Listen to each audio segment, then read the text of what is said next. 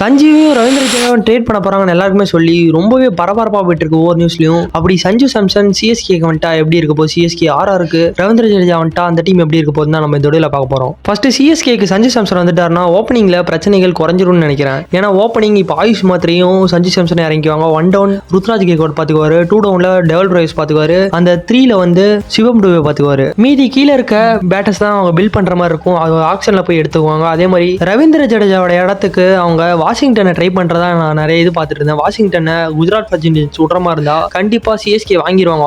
Washington உண்மையிலேயே வேற level ஒரு ஸ்பின்னர். அது மட்டும் இல்லாம அவரோட பேட்டிங் வேற லெவல் இம்ப்ரூவ் பண்ணிருக்காரு. வாஷிங்டன் சிஎஸ்கேக்கு வந்துட்டாருன்னா அந்த ஒரு டீம் இன்னுமே ஸ்ட்ராங் ஆடுவாங்க. சிஎஸ்கேக்கு வேற லெவலில் பில்ட் ஆடும் அந்த டீம். சிஎஸ்கேவோட டீம் ஓரளவுக்கு நல்லா பில்ட் ஆடும். பட் அவங்களோட ரெபிடேஷன் அவங்களுக்கு ஒரு மதிப்பு குறைஞ்சிரும் ரவீந்திர ஜடேஜா மாதிரி ஒரு பிளேயர் விட்டாங்கன்னா. ஏன்னா ரவீந்திர ஜடேஜா ஒரு கிளாஸான பிளேயர். அது மட்டும் இல்லாம ஃபேன் பேஸ் அதிக வச்சிருக்க ஒரு பிளேயர். ரவீந்திர ஜடேஜா சிஎஸ்கேவோட ஒன் ஆஃப் த கிரேட்டஸ்ட் பிளேயர்னே சொல்லுவேன். மகேந்திர சிங் தோனிக்கு அடுத்தபடியா சிஎஸ்கே அதிக மதிப்பு மரியாதை வச்சிருக்க பிளேயர் யாருன்னா ரவீந்திர ஜடேஜா தான். ரவீந்திர ஜடேஜா அந்த டீமுக்காக ரொம்ப வருஷமா வச்சிருக்காரு. இதுக்காக சிஎஸ்கே பிரான்சைஸ் யோசிப்பாங்க. ரவீந்திர ஜடேஜா மாதிரி ஒரு பிளேயர் ஒண்ணுன்றது யோசிப்பாங்க. அவங்களுக்கு சாம் கரன் ஓடுறது பெரிய விஷயமாவே இருக்காது.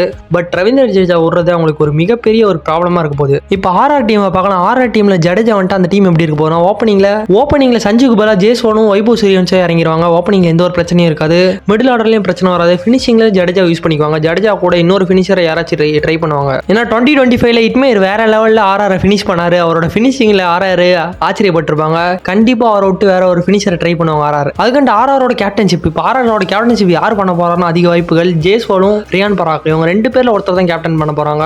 2 பேருமே அடுத்த 10 வருஷம் அல்ல அடுத்த 5 வருஷத்துக்கு இவங்க 2 பேர் தான் கேப்டனா இருக்க போறாங்க. உண்மையிலேயே அவங்க 2 பேரும் யங்ஸ்டர்ஸ். இவங்க 2 பேர் கேப்டன்ஷிப் கொடுக்குறது கரெக்டான விஷயமா இருந்தாலும் ஸ்டார்டிங் சீசன்ஸ் உண்மையிலேயே பிரச்சனைகளா தான் இருக்கும் போது டீம் குள்ள. ஏன்னா கேப்டன்ஷிப் கோளாரா இருக்குது போது ஸ்டார்டிங் சீசன்ல. ரியான் பராக் எக்ஸ்பீரியன்ஸ் இருக்கா. ரியான் பராக் சைடு தான் போவாங்க அதிகப்படியா. ரியான் பராக் எப்படி கேப்டன்ஷிப் பண்ண போறான்னு பார்க்கலாம். இந்த பிக் ட்ரேட பத்தின கருத்துக்கள் உங்களுக்கு நான் இந்த 2026 ஒன் ஆஃப் த பிக் ட்ரேடா இருக்கும் போது தான் இந்த ட்ரேட் உண்மையில நடக்கணுமா நடக்கக்கூடாதா கான்பாஸ்ல பண்ணுங்க.